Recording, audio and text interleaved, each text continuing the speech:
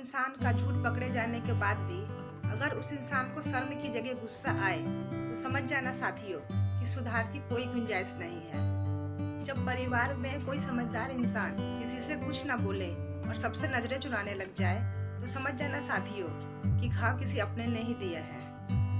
घटिया इंसान की एक बात ये होती है साथियों कि आप उसे चाहे कितनी भी इज्जत दे दें लेकिन वो आपको तकलीफ ही देगा।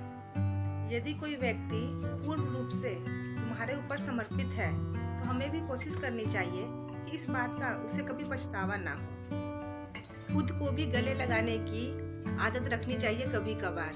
जरूरी नहीं कि हर बार अपनापन दूसरों से ही मिले। अपने आप में भी खुश रहने की आदत डालनी चाहिए हमें। जरूरी नहीं कि हर बार खुशी कोई बाहर वाला ही दे।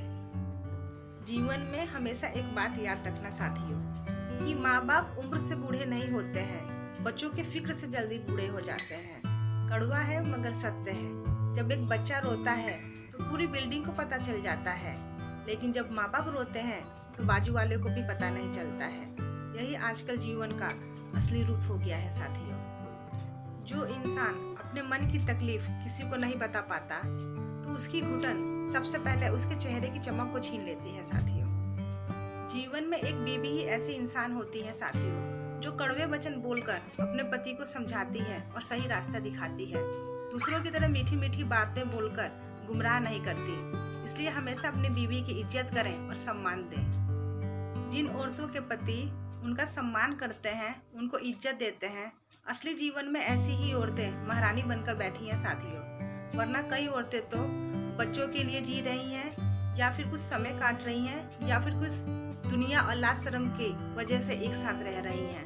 बात कड़वी है मगर सत्य है। स्नेह और प्रेम में ही ताकत होती है समर्थ को और किसी को झुकाने की साथियों। वरना सुदामा में कहाँ ताकत थी श्री कृष्ण से अपने पांव धुलवाने की। इसलिए हमेशा सबको स्नेह करें, सबसे प्यार करें और खुशियाँ बांटें। कभी भी जीवन में मुसीबत आए तो ये मत सोचना साथियों कि अब कौन काम आएगा, बल्कि ये देखना कि अब कौन कौन साथ छोड़ के जाएगा।